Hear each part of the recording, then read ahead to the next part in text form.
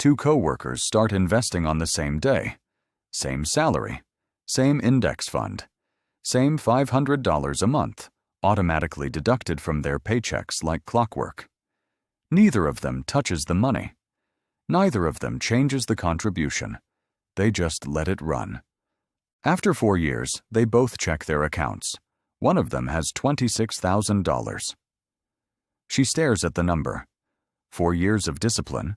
4 years of packing lunches and skipping weekend trips and saying no to things she actually wanted, and she doesn't even have 30 grand to show for it. She closes the app. She cancels the automatic transfer. She quits investing that week. The other one keeps going. Same $500. Same fund. No changes whatsoever. He doesn't read the financial news. He doesn't check the charts. He just lets the direct deposit hit and forgets about it. 16 years later, his account crosses $250,000. The woman who quit wasn't bad with money. She wasn't impatient. She wasn't financially illiterate. She was trapped in the most brutal stretch of wealth building that exists, and nobody had warned her it was coming. The first $100,000 is a financial nightmare. Not because the math is complicated, but because the math feels completely broken. And most people quit right in the middle of it because they don't understand one critical thing about how compounding actually works. My name is Graham, and I spend way too much time thinking about compound interest and wondering why nobody explains the ugly part. Every guru on the internet will show you the beautiful curve. Nobody shows you the brutal, flat, soul-crushing years at the beginning where nothing seems to move. Today, I'm going to show you exactly why the first $100,000 feels impossible, the specific mathematical point where it gets dramatically easier, and what to do when every instinct in your body tells you to quit.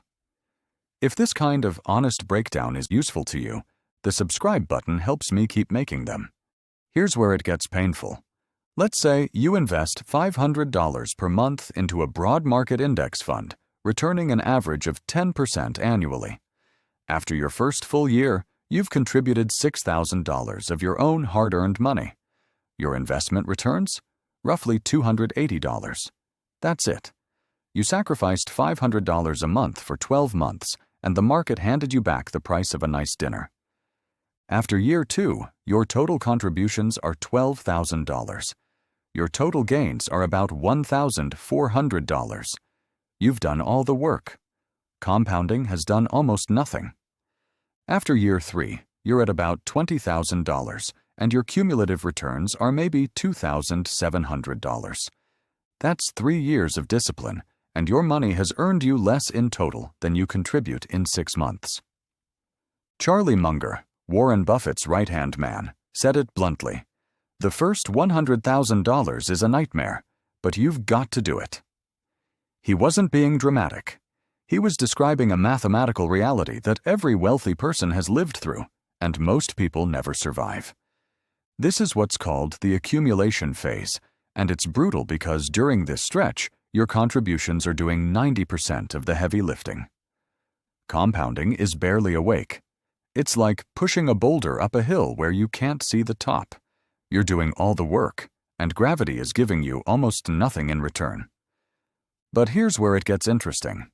There is a specific tipping point where the entire game flips, and most people quit just before they reach it. Let's keep the same numbers. $500 a month, 10% average return. It takes you roughly 10 years to hit $100,000, a full decade of grinding. But your second $100,000? That only takes about 5 years. Not because you did anything differently, because now you have $100,000 working alongside your monthly contributions, generating its own returns, which generate their own returns. By the time you cross $200,000, the next $100,000 takes only about 3 years. At $500 a month and an average return of 10%, the pattern is roughly 10-5-3. It takes 10 years to build the first $100,000, 5 years to add the next $100,000, and just 3 years to add the next $100,000. Same contribution, same market. completely different results. The problem is that you have to survive the 10 to enjoy the 5 and the 3, and most people don't. Now let's talk about the part that nobody warns you about: the psychological warfare.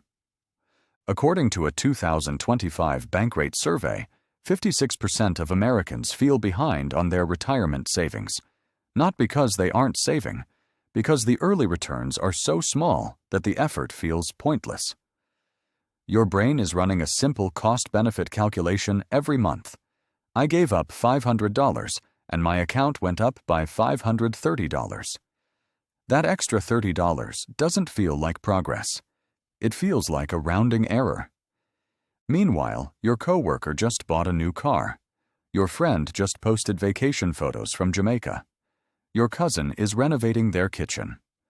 Social media is a highlight reel of everyone else spending money they may or may not have, and your brain interprets every one of those posts as evidence that you're the only person doing this wrong. And you're sitting there watching your brokerage account move like a turtle on sedatives, wondering if this whole investing thing is a scam designed for people who already have money. Most people don't quit because they're undisciplined. They quit because compound interest has a marketing problem. Every chart you've ever seen shows this beautiful exponential curve shooting toward the sky. What they never show you is that the first 5 to 8 years of that curve look essentially flat. You're living on the flat part of the hockey stick, and nobody told you the curve was coming. So how do you actually survive the first $100,000? 3 things. First, automate and stop watching. Set up automatic transfers and delete the app from your home screen. Seriously. Checking your portfolio weekly during the accumulation phase is like weighing yourself every hour during a diet. The data is meaningless, but the emotional damage is real. Check quarterly at most. Let the math work in the background where your anxiety can't sabotage it. Second, attack your income, not just your savings rate. The single fastest way to accelerate through the brutal phase is to increase what you contribute. Going from $500 to $700 a month doesn't sound dramatic, but it can reduce 2 full years off the timeline to reach $100,000. According to the Bureau of Labor Statistics, the median American worker changes jobs every 4 years. Each job change is an opportunity for a 10 to 20% salary increase. That raise, funneled directly into investments instead of lifestyle upgrades, compresses the nightmare phase significantly. Third, zoom out. Most people focus on what their money did this month. Wealthy people focus on what their money will do in 10 years. At $500 a month with 10% returns, you hit $100,000 around year 10. You hit $200,000 around year 15. By year 18, you're past $300,000 and the account is growing by over $30,000 per year on its own. But by year 25, you're sitting on over $650,000 and the account is generating more than $60,000 per year in returns alone. That's more than your annual contributions ever were. Your money is now earning more than you are.